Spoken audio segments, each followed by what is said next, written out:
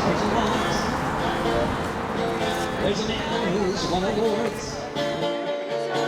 you know what it is? I think it's a bit different for Julian, no, because it's political. Like, we're just normal people. Like, I don't know if it's different for Assange and how they're treating him. I don't know, but I was in the Seg a lot, so it's 24-hour a day bang up. So especially when COVID kicked in, he was getting out 10 minutes a day for a shower. If he's getting out 2 hours a day, that's all right, because most jails now, unless you're working it, is 24-hour a day bang up. Yeah. Behind these prison walls, there's a man who's won awards for the work that he has done and all that it affords, such as the knowledge of the horrors. I can tell you everything that goes on in it. It's disgusting, it's corrupt, and whatever you want to know, I'll tell you. Like, it's just a corrupt system. Stop the message, so the messenger gets clean. In a way, it's a compliment. They put him in front of Gandhi and heroes, but yet they don't treat him like a hero. That this square is not casual. You know what I mean? It's a precise choice. Behind these prison walls, our very right to be informed. Justice Swift. And on he went, in the 3.5 pages. He didn't go through any detail. He didn't bother. That document, you should read it. It clarifies for us that the entire judicial process in this country is a facade. I thought England, it's mad. It's just a corrupt system, and they get away with everything.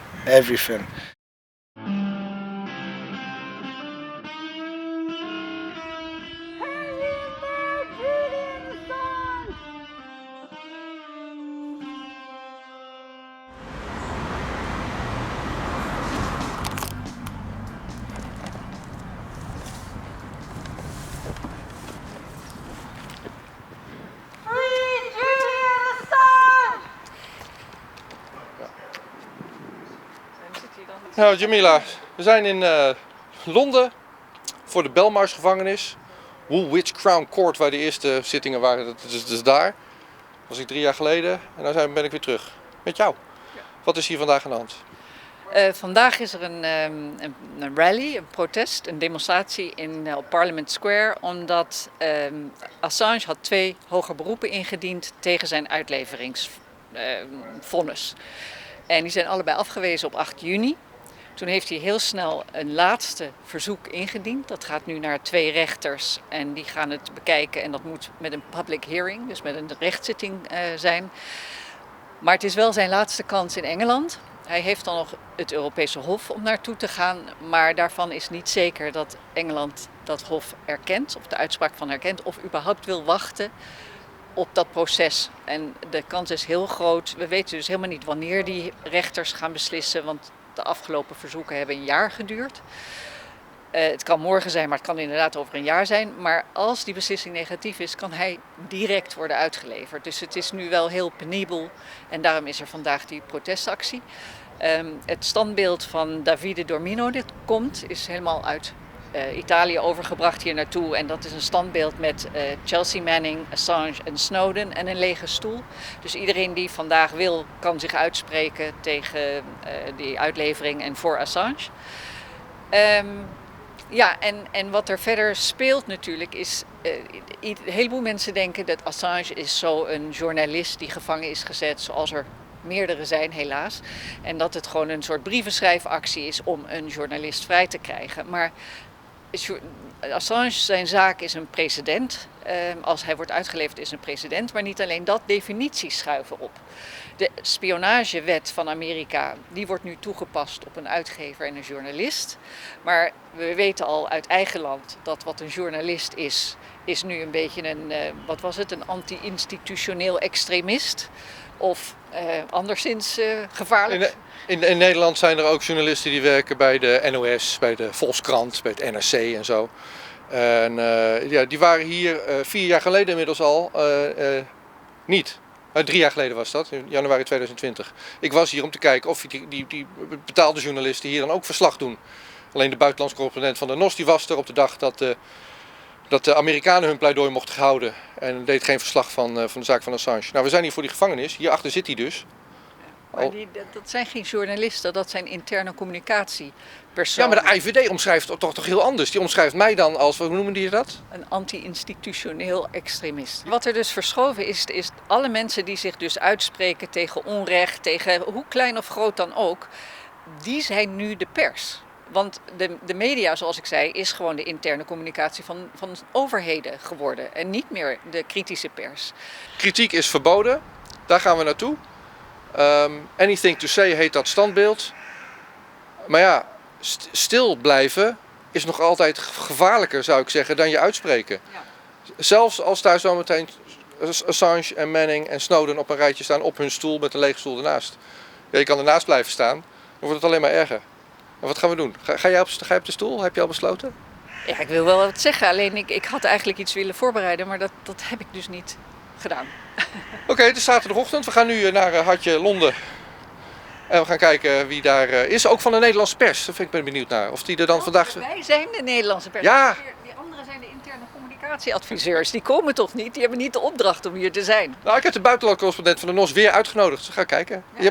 Maar dat ook nog zeggen. Ik heb de NRC aangeschreven, Volkskrant, Trouw, Parool, NOS en Amnesty International. Te vragen van wat zij vinden van deze uitleveringsverzoeken of waar zij staan met Assange en waarom zij zo weinig daarover publiceren.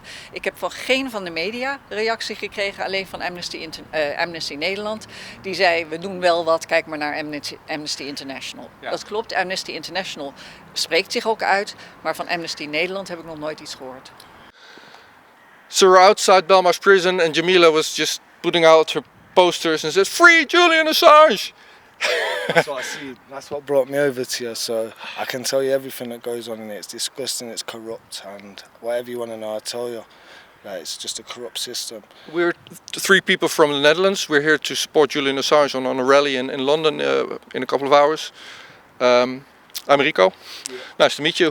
What can you tell us about yourself and also about the system and about what's happening behind these walls? So I'm 36 years old. I've spent 23 years in and out, and I was locked up for running away from my mum when I was 10, running away from kids' homes to be back with my mum when I was 10. They put me in secure units for it. And then I've been in and out of these places since I was 15, HMPs, and it's a corrupt system. They come in your pad, beat you up. They broke both my eye sockets, cheekbone, jaw, my nose in HMP Walton and left me.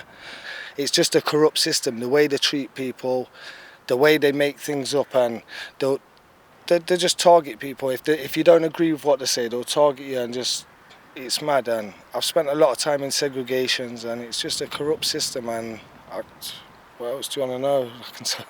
There's loads to know about it. Like, come in your pad, beat you up. They don't come in on their own though, they'll come in 5, 6 of them, do you know what I mean? And yeah, it's like that all the time as well. When inspectors are coming in, they'll go to a decent wing to make sure, like, oh, this is what you say. They won't go on the wings where everything's going off. They'll just go on the soft wings but it's the staff you need to watch for. It's the prison officers, the corrupt ones, do you know what I mean? It's the prisoners in here, they're just doing the same. It's the staff. They think they can come in, they've got keys, and they think they're a law to themselves. Like, so you walk up here, you hear a shout, you say, "Hey, something's going on." I just thought, I thought you was on a visit. I heard this woman shout. I didn't hear what, but I just come over, and then I seen you undoing your posters, so I just come over and I just spoke to a woman. She told me what you was here for. So it's disgusting. And you said you've been in and out of these things for the last 23 years. 1997 secure units in prison. Yeah, yeah, but I'm 52 years old. You strike me as far younger. 36, yeah. Now, 10 years old I started doing this, but that was just from running away from kids' homes to be with my family. And then they'd lock me up, they'd get orders and put me in secure units. I was just trying to get home to be with my mum, and do you know what I mean? And they'd just lock you up. And that's all they've done to me for years. It's only because now I've got my missus, my son and a baby on the way that everything's all right now, do you know what I mean? So I'm sorting my life out. These didn't help me do it, I've done it myself. Like, these didn't do nothing apart from lock me up and make me do every day of my sentence. Like, it's a horrible place to be. Do you know what it is? Things happen out here, you can get it dealt with. In there, you can't even, when officers attack you, they won't take photos until your bruises and that have gone down. or unless someone says do this, or you've attacked an officer, and then they'll take your photos, you know what I mean? And they'll just leave you for days. They broke my face in Walton. I was just telling this woman in HMP Liverpool, they broke both my sockets, cheekbone, jaw, and my nose, put me in a cell. 4 days later, a nurse come, they wouldn't take me to hospital. A nurse comes, see my face, said get him to hospital. They said no. She went out, said I'll ring the ambulance myself. Went out, 20 minutes later, I was in hospital. Like, they just left me in a cell. No toilet, no sinks, it had been smashed off, with a bin to go toilet in. Like, we're in England, that shouldn't be happening in prisons in England, you know what I mean? Shouldn't be happening in prisons. Anywhere, but, do you know what I mean? Like, I thought, England, it's mad. It's just a corrupt system, and they get away with everything. Everything.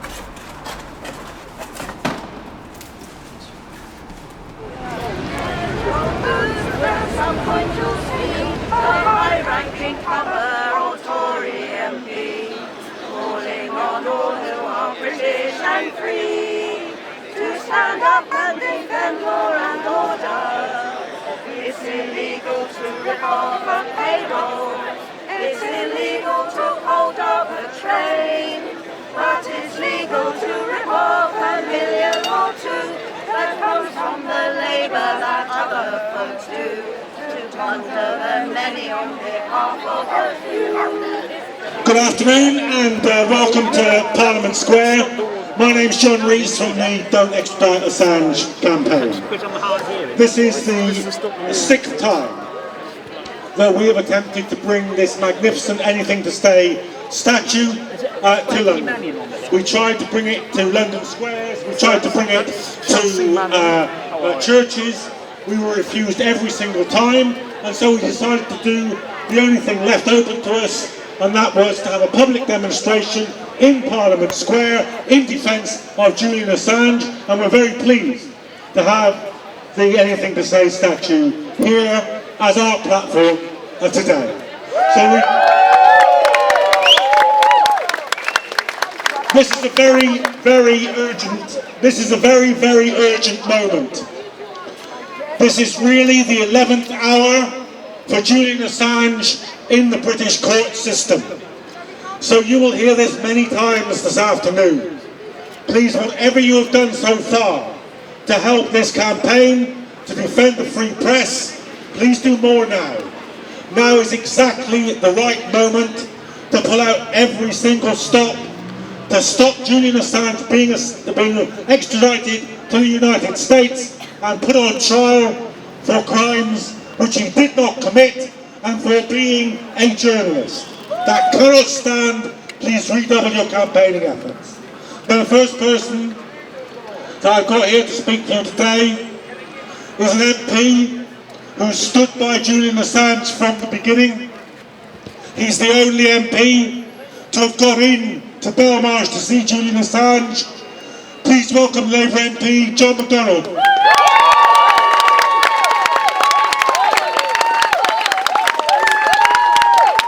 First of all,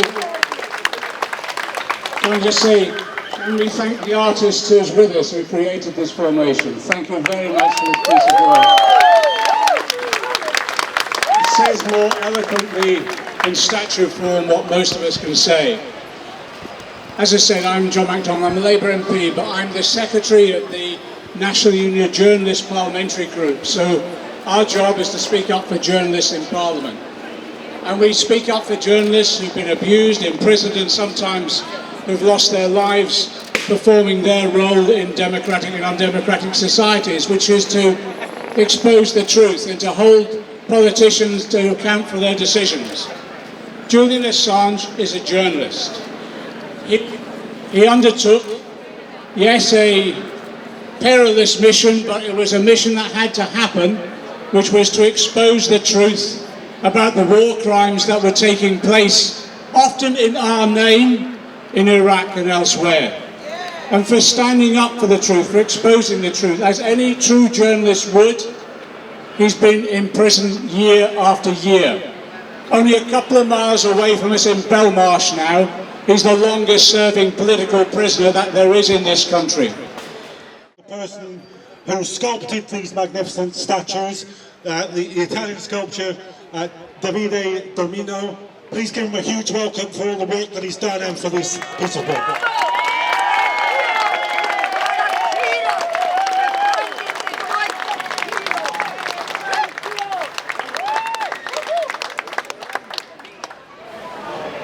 When men are silent for too long, sometimes it's the statue that speak.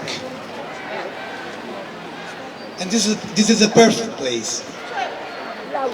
Mandela is here, Gandhi is here, Millicent Garrett Fawcett is here. Art cannot change the world, but it has the capacity to give us a different vision, to show us the contradiction of our time and see the world with new eyes. This sculpture is intended to be a weapon of critical mass construction. There is a moment when dissent becomes a duty. And this is the proof. Free Assange! We finally made it, the statue, right? It's the first time it's here? Yeah, definitely. It was the goal since the beginning of the story of the statue that started in 2015. And unfortunately, we arrived just, in a bit late, but to the opposite way is the right moment. Yes. Yeah. In a way, it's a compliment. They put him in front of Gandhi and heroes, but yet they don't treat him like a hero. That this square is not casual. You know what I mean? It's a precise choice. Yeah, as I said in my short speech, when the men stay silent for too long, the statue starts to speak. No, exactly. And yeah, the topic of the artwork is exactly this one. Give the opportunity to people to be in touch with their self and to change the perception of our present, showing us also the contradiction of our times. There's a lot of things happening in Italy. There are a lot of people who are fighting for Assange in Italy, is my impression from a very quiet the Netherlands. Why is that, you think? No, it's not your impression, it's like that, because finally, after years and years that we try to inform the people, I want to say that I give also my small contribution with the statue, because I'm Italian and lots of support, and I start to create some groups and support them, and yeah, and the perception is changing.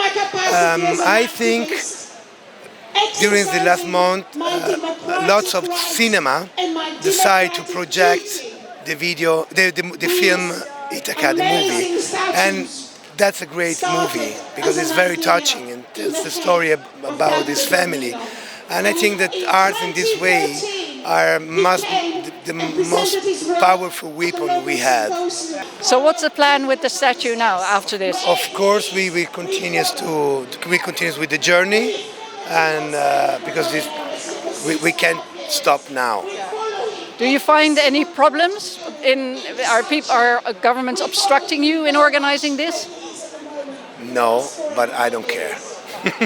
No, you shouldn't, but I was just curious. Yeah, of course. Thank you very much for the interview. Good luck. Thank you.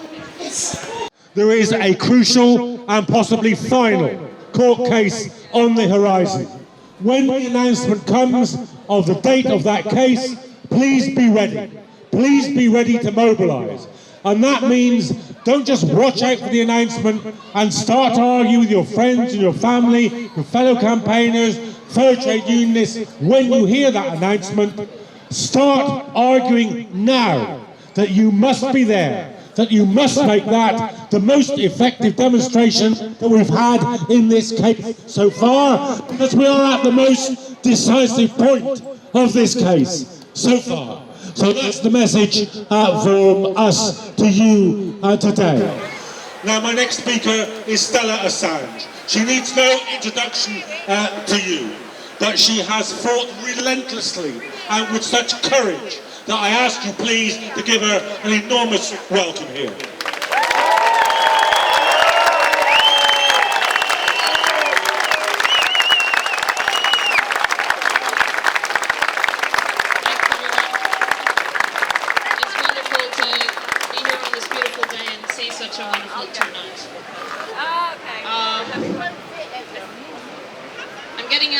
Where are we at? Well, we're really at the end game now. The fight is on. This is my message. Yes, the legal avenues have narrowed dramatically, but we were ready for this fight. We know what kind of battle we're fighting.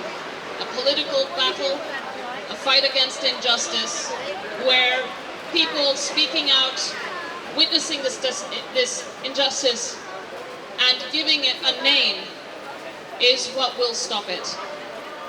This statue here today has this message, anything to say. These three men are every man. They witnessed injustice and they spoke up. And we need to speak up just like they did. Because that's what makes us human. Julian's case is caught up in a trajectory in which we are all losing our rights, and the right to freedom of speech is at the center of all our democratic rights. It underpins everything. We will lose all our rights if we lose the freedom of speech. And Julian's case is the most righteous case of freedom of speech today, in our generation, in this century. We have to free him. His life depends on it, but all our lives and our liberties also depend on it. Thank you. Free Julian Assange.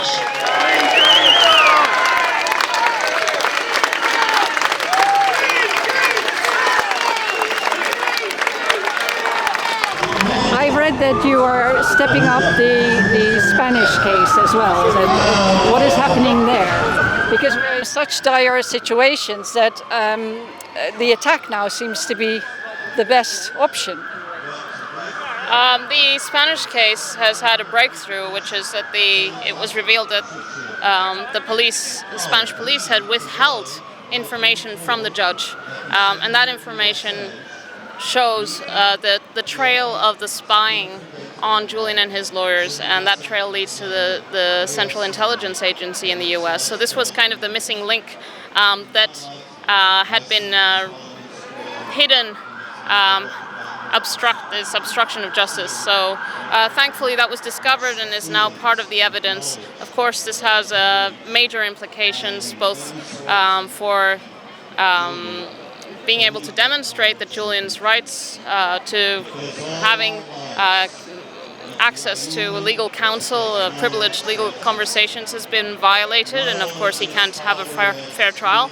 And also in the United States, where there's a case that the lawyers themselves have brought and other US citizens on the basis of the Spanish case to say that the US agencies violated the Constitution. Is there any news about Pompeo, and what is the procedure now that the judge knows that information was withheld in Spain?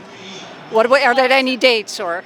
There are no dates yet, but obviously this is now on the judicial record, and we'll see what will happen. I'm very interested. My understanding is that there's other things that have also been discovered, but have not yet been revealed. So keep looking at the Spanish case. Is there anything the public can do on that side? I mean, they're all writing to MPs and their logos to drop the charges and that, but is there any movement to step up the counter, so to say? I'd say that this Julian's freedom could and is likely to end up in the court of the European Court of Human Rights, and it being a political case, of course. Whether the US gets away with this or not will depend on how the public perceives this case, so it's essential, it's really crucial for the public to understand what's at stake and that this case is an attack on democracy itself. To this, the anti-war movement in this country has stood solidly with Julian Assange, and for that reason it's my pleasure to welcome a speaker from the Stop the War Coalition, Shabbir Lakha.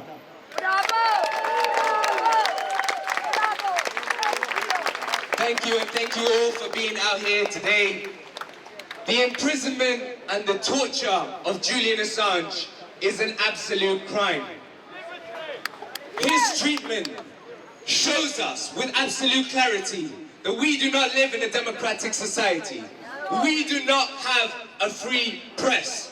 The message from the state is that if you dare expose their crimes, if you dare to oppose their narrative, they will bring down their full weight against you. And how much clearer can it be when the man who exposed this government's butchering of the people of Afghanistan and Iraq is languishing in prison, facing extradition and 175 years in an American cell, while the man who is responsible for the butchering of those people, the mass murderer, war criminal Tony Blair, he not only walks free, but he was rewarded with a knighthood. He continues to expand his empire by advising dictators and murderers on how to carry out their crimes. At the moment, it is no surprise that this government is pushing so hard to extradite Julian Assange, while they are also simultaneously passing laws to restrict our ability to protest, to restrict our ability to strike, to give the police and the state even more powers against us.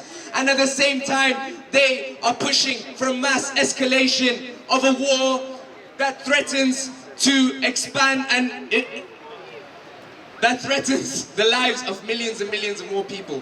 So we have an absolute duty, when they try to stop us to protest even more. When they beat the drums of war, to make sure that we mobilize and stop their warmongering. And we know that even in the case of Julian Assange, it is not something that will be decided in a vacuum in the courts. The court of public opinion matters. The pressure that we build on the streets matters. And that's why we need to keep turning out in bigger numbers for Julian Assange. We need to turn out in bigger numbers to oppose the war in Ukraine. And we need to turn out in bigger numbers to stop this authoritarian government from removing our hard-won democratic rights and civil liberties. So I just want to make one plug, which is that on the 8th of July, the Stop the War Coalition has a national day of action against the war in Ukraine, calling for peace. Please, if you're not already a member of Stop the War, join it. Come out on the streets and let's make the case against war. Let's defend Julian Assange. Let's build on his legacy. See you all in the streets. Solidarity.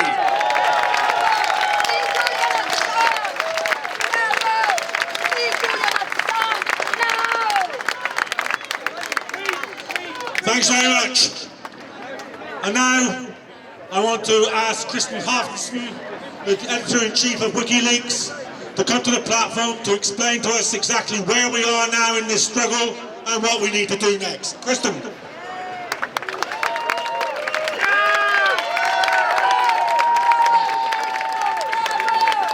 Hi everybody, thanks for being here today. I want to talk a little bit about words and lawyers. English is not my first language, so I'm fascinated about the use of language and words and how it is abused and used in the battle against justice. 13 years ago, when I started working with Julian, preparing the release of the Collateral murder video, I'm sure that all of you have seen, it struck me that they used the word engagement in a certain context. No, for me, engagement was something that had a pleasant connotation. This was the word that used when people got together and decided to tie the knot, as I think you call it, until death do them apart. But in the vocabulary of the American military, engagement, yes, it does have to do with death, but it means fatal killing. That is the engagement that the lawyers in Pentagon came up with when they drew up the rules of engagement. And those were the rules the lawyers drew up and the helicopter pilots were thinking about when they asked for permission to engage, to open fire, to assassinate Matasha Tomal, an innocent civilian who came upon the scene to save the life of an injured man, Said Sma, who worked for Reuters. Permission to engage, they asked. Give us permission to engage. Before they opened fire and sprayed 30mm hollow bullets upon the vehicle where inside were the two children, Said and Sma, who were only saved because their father threw his body over them and shielded them in front of the car. Think about these lawyers who are sitting, drawing up these documents, finding new meanings to these words. Engagement. It's killing. And think about the fact that Julian is being indicted for publishing these rules of engagement. You are not even allowed or supposed to see the rules they play by in their assassination games in wars. They do not charge him for publishing the collateral murder video for one purpose only, because they do not dare to have that shown in a courtroom at any point, and you know why. This is how they use language. We all know how the lawyers in Pentagon and the Department of Justice drew up manuals on how their military could torture prisoners. But of course they didn't call it torture. What shall we call it so it sounds better?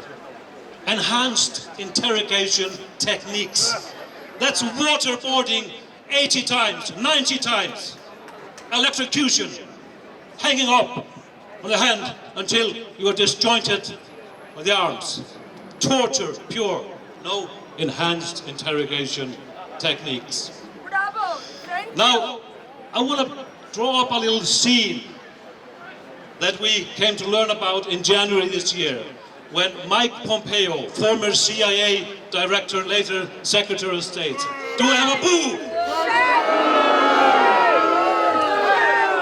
Mike Pompeo was director of CIA in 2017, and he was very hopeful that he could become the Republican nominee for election next year. So of course he published a book, his memoir, his fond memoir, from the halls of power when he was director of CIA and later Secretary of State. And think about this. He tells a story that just before Christmas 2017, he sat in a cozy atmosphere with his family. Think about this atmosphere. The wife is preparing the dinner, I guess. There are decorations, the Christmas tree is up, the gifts on the floor. And he tells that he was sitting, browsing through and reading the manual on extrajudicial killings. That's the Christmas that Pompeo wanted and liked the most. And why is this relevant? Yes, because we now know that in the same period, because of brave journalists who did deep investigation, there were plans being drawn up to assassinate Julian Assange, to kidnap him or assassinate him in the Ecuadorian embassy. A real plan that was introduced in the White House. And we furthermore know this because two brave witnesses who are protected have issued statements that they knew about this plan, and poisoning was being discussed. That was what Pompeo was concocting just before Christmas 2017 while head of the CIA.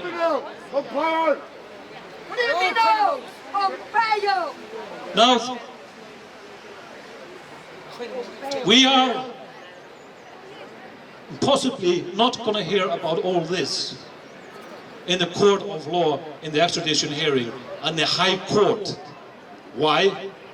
Because on 6th of January, Justice Swift, as his name is Justice Swift, decided after almost 9 months of deliberation to spit out 3.5 pages of his ruling that he saw no reason for Julian Assange to have an appeal in High Court.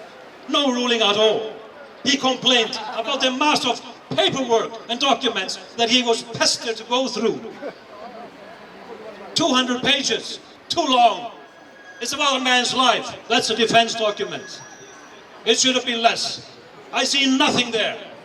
The story about the plan to kidnap and kill Julian Assange. No, it's just a journalistic story. It's based on 30 named and unnamed sources, published in Yahoo News, written by 3 prominent investigative journalists. No, it's just some speculation by journalists. The protective witnesses who knew that there was a plan to poison Julian Assange, now not worthy of being heard in the High Court in London, said Justice Swift. And on he went, in the 3.5 pages. He didn't go through any detail. He didn't bother. That document, you should read it. It clarifies for us that the entire judicial process in this country is a facade. It's a total facade. It is injustice, persecution, cloaked in to make it look like it's justice, but it's not. And the more steps we take in the courts here in London, the more obvious it becomes. And Justice Swift, he doesn't even spend much effort in trying to cloak the real fact of the matter, that he had already decided to take a politicized opinion before he even got the 200 documents. And I doubt that he read through the entire thing. He was probably reading the memoirs by the great Mike Pompeo at the time. My good friend Craig Murray wrote an excellent piece the other day. Please read him and support him. He is very good. And he reminded people how fascism and Nazism crept into the German psyche in the 30s. And there was no shortages of lawyers and scholars, legal scholars, to write up the justification for the wrongdoing. And at the Nuremberg trial, there was no shortage of documents, probably more than 200, as a defense document. Oh, listen, it's all in the laws. It has been passed as laws, and these legal scholars, they said I was in the right. And we got the orders to do it. It's called the Nuremberg defense. It was dismissed at the Nuremberg trial. When it comes to these heinous acts, you have to be accountable, no matter what the lawyers have drawn up, no matter what the facade is. And that is what we are going to be having in mind. We are going to hold these people account. Every individual that has taken part in this persecution against Julian Assange. Do not forget that. We will get history, if not history, to judge these people, and they will be spat on. And their sons and daughters and granddaughters and grandsons, they will be ashamed of the legacy of those individuals in the court, in the entire bloody corrupt system who took part in this persecution.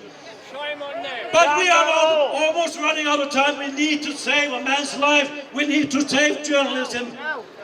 We need to act now, and we cannot stay silent. We need to scream out from the top of our voice. Stop this! No extradition! Free Julian Assange!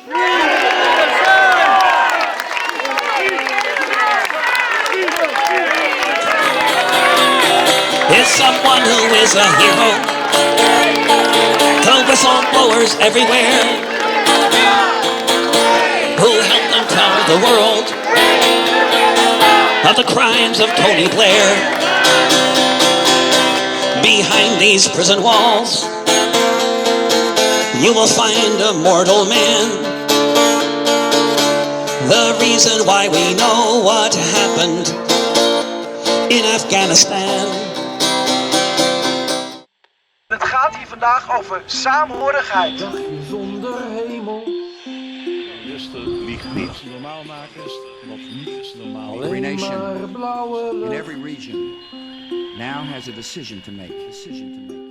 En dan ook geen hel meer. You think I'm joking? Predator drones. Dat is best makkelijk. You will never see it coming. Wat dacht je alle mensen? Laat staan dat ik kan ingaan over vuur. Bezig met vandaag.